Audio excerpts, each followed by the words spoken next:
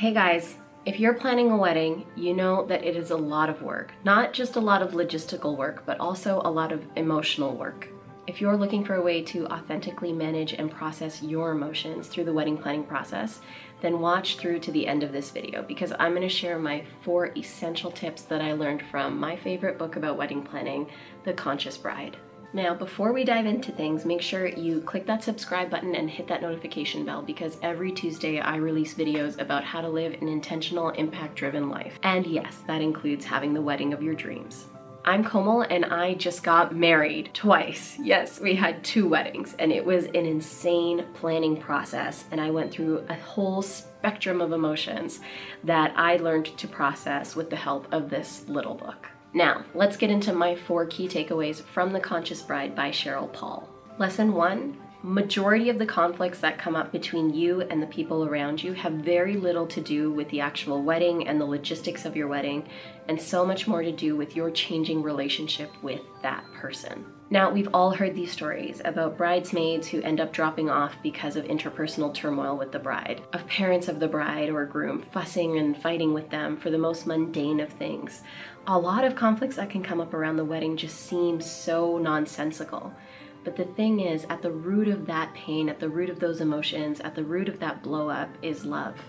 And what we don't talk enough about around weddings is that your relationship with yourself, your relationship with your parents, your relationship with your friends, your relationship with your partner is completely changing.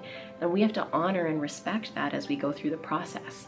And that little nugget of wisdom helped me avoid so many conflicts with so many people when it came to wedding planning. I had a gambit of emotions that came up and I decided I just needed to let them happen and experience my emotions instead of associating a story or a person with why I was feeling so weird. So that helped me process things in a different way, and I'm going to get into that a little bit later. Lesson number 2, grief and weddings go hand in hand. You see it in pop culture all the time. 4 weddings and a funeral, or some sort of heaviness and darkness around a wedding related event.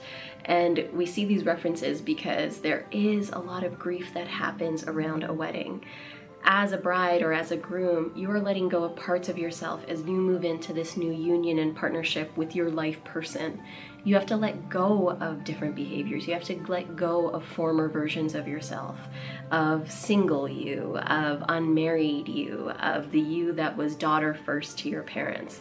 You are shedding those layers of yourself so that you can walk hand in hand with your life partner together towards the family that you want to create together. That is no small feat. So creating space for the sadness, creating space for the grief that can come from being married is so important.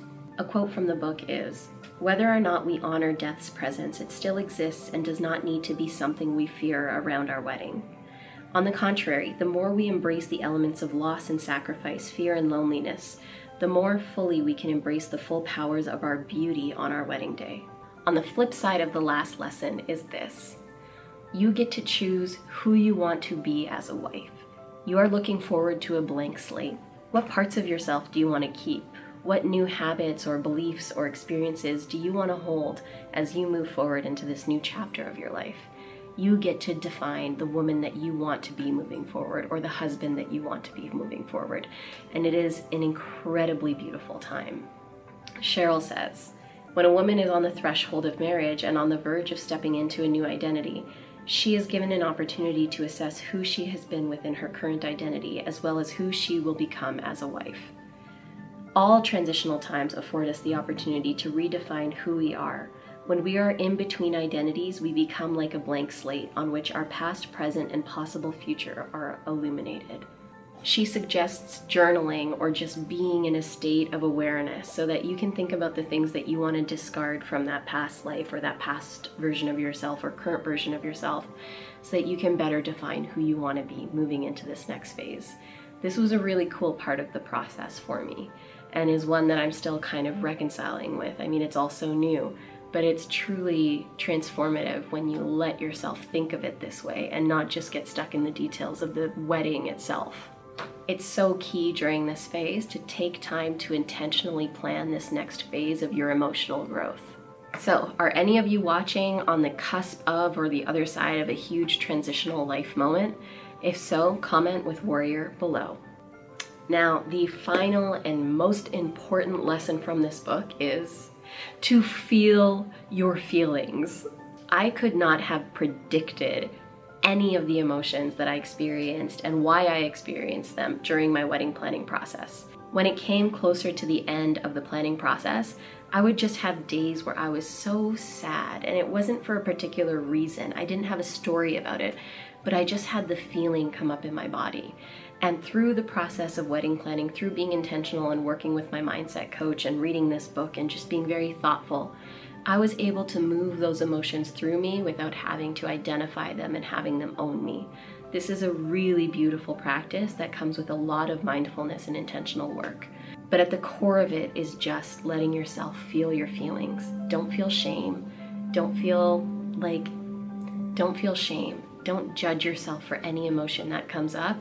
Just let yourself move through it, process it, get it out of your system so you can move forward in the process with even more joy and more gusto. I hope you found this video helpful, and I hope you guys will all, if you're planning your weddings, consider checking out this book. It was a total game changer for me.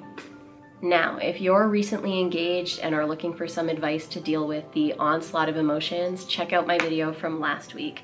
And if you're looking for other life advice or work advice, check out my videos from the past few months. And to keep this wonderful conversation going, head over to my Instagram where I post daily just for you. And there is a lot of wedding honeymoon content right now that you might enjoy.